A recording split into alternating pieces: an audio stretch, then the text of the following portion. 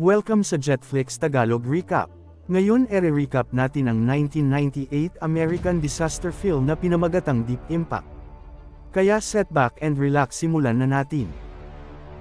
Nagsimula ang pelikula sa Richmond, Virginia kung saan may mga amateur na astronomer ang nagsasaliksik sa kalawakan na sina Leo Biderman at ang kanyang girlfriend na si Sarah Hutchner. At habang sinasaliksik nila ang kalawakan ay may nakita si Leo ng dalawang bituin habang ang isa naman ay hindi niya ma-identify dahilan sa kaliitan nito. Kaya naman ang kanilang guro na si Mr. Perry ay nagsuggest na kunan ang litrato ang mga nakita ni Leo upang ipadala sa nagngangalang Dr. Wolf. Kaya naman nang matanggap na ang litrato na ipinadala ni Mr. Perry ay sinaliksik na ni Dr. Wolf ang naturang bituin sa kanyang computer at nakita niya ang isang identifying object sa kalawakan. At dahil sa kuryosidad nito ay inanalized nito ang posisyon ng bituin, ngunit laking gulat nito na isa pala itong comet na kasing laki ng Mount Everest at ito ay nagbabadyang tumama sa solar system ng Earth.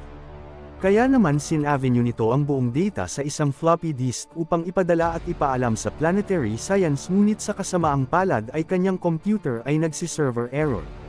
Kaya naman napagdesisyonan na ni Dr. Wolf na magpunta ng personal sa planetary science upang may hatid ang data na kanyang nakita. Ngunit sa kasamaang palad, habang siya ay abala na tumatawag sa telepono ay may isa pang truck ang papasalubong sa kanya habang ang driver ng truck ay nagiinom.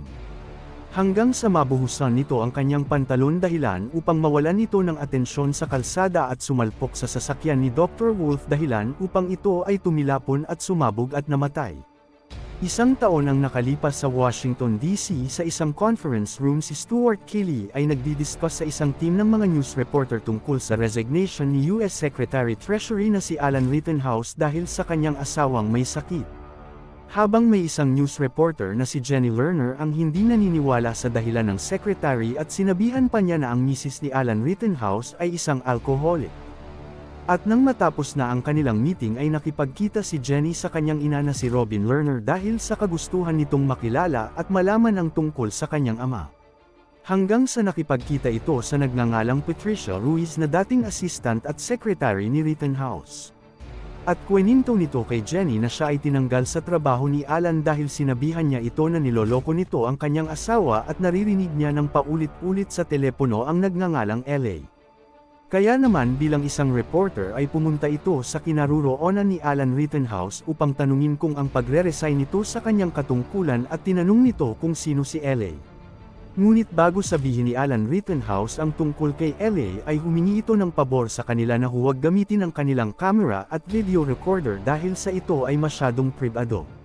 Lumipat ang eksena habang nagmamaneho si Jenny ng kanyang sasakyan ay may isang itim na kotse ang bumangga sa bandang likuran ng kanyang sasakyan at iba pang mga kasamahan nito na sinusundan si Jenny hanggang sa nagpakilala na ang mga ito na sila ay mga taga-FBI.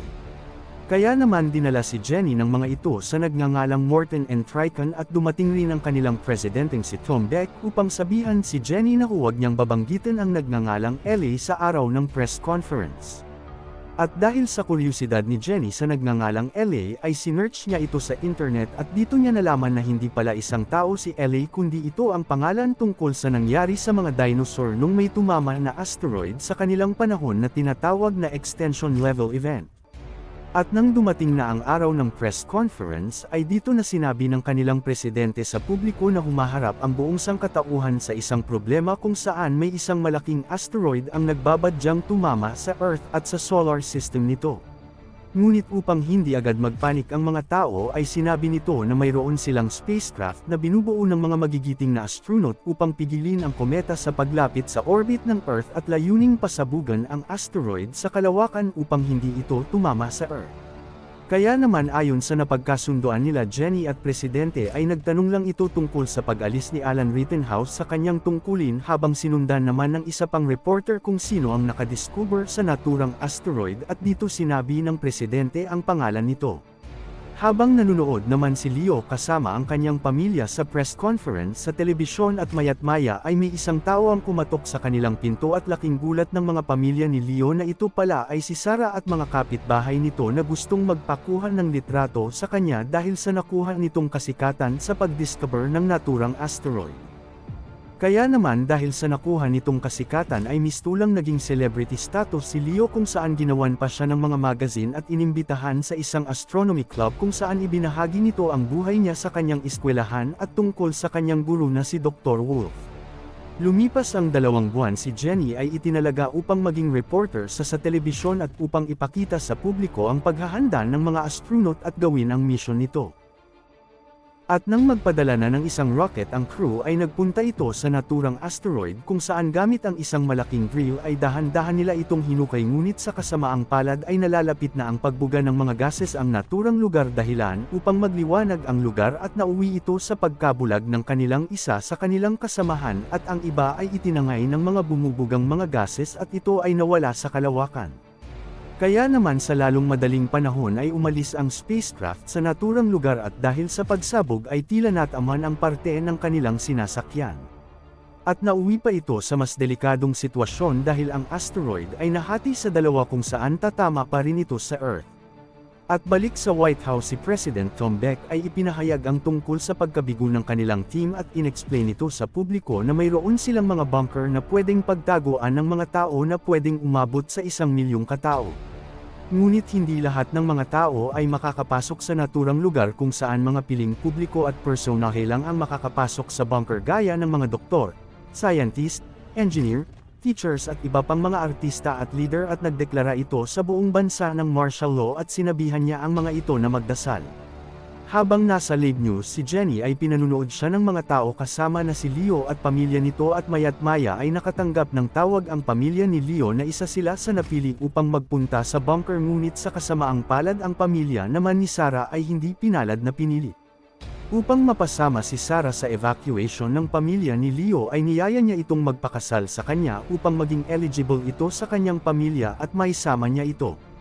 Ilan pang mga araw ay patuloy pa rin sa pagre-report ni Jenny sa buong bansa habang ang ibang tao sa iba't ibang panig ng mundo ay nagkakagulo na dahil sa naturang event. At dumating rin ang araw na ikinasal na sina Sarah at Leo at noong August 12 kung saan ang Bad Ehrman at Hansher family ay naghihintay sa mga military na magsusundo sa kanila papuntang bunker. At nang dumating na ang mga ito ay ipinakita ni Leo ang mga certificate ng pamilya at maging marriage certificate nito upang maisama si Sarah at pamilya nito. Ngunit sa kasamaang palad ay ang tanging pamilyang Bad Ehrman lang ang makakasama sa evacuation dahil hindi nakalista ang pamilyang sa naturang evacuation. Kaya naman gustuhin mang isama ni Leo si Sarah ay hindi ito pinayagan ng mga militar at naiwan si Sarah habang umiiyak. Lumipat ang eksena kay Jenny na nakatanggap ng tawag sa isa nitong kasamahan at ipinaalam nito ang pagpanaw ng kanyang kaibigan na nagngangalang Robin at inutos nito na kolektahin ang mga itinago nitong mga alahas. Kaya naman sa kanyang pagluluksa ay napaupo sa isang street habang umuulan at mayat-maya ay nakita siya ng isa nitong kakilala na si Jason at pinasakay nito sa kanyang sasakyan.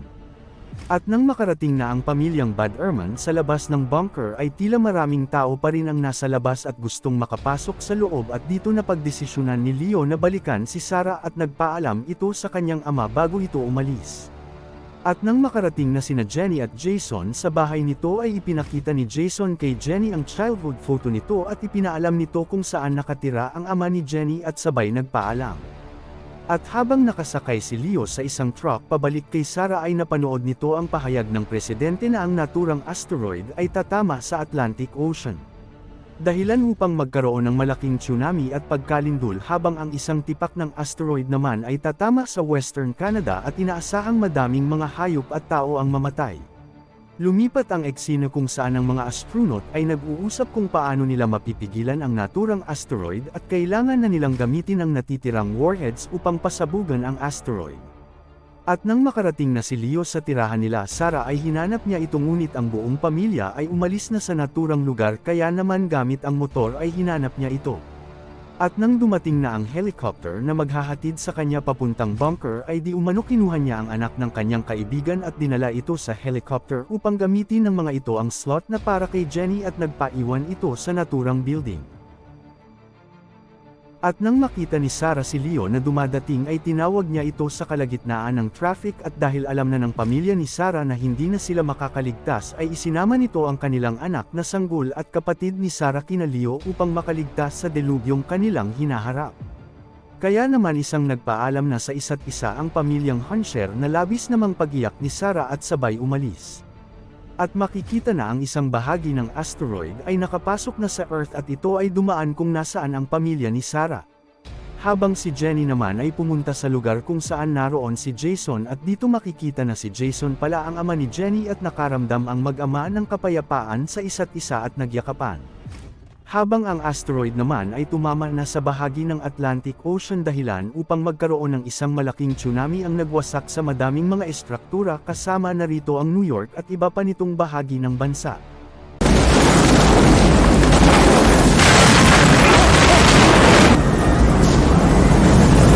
Habang si Jenny ay natatakot dahil sa nakakakilabot nitong mararanasan habang hinihintay na lang ng mag-ama ang kanilang kamatayan.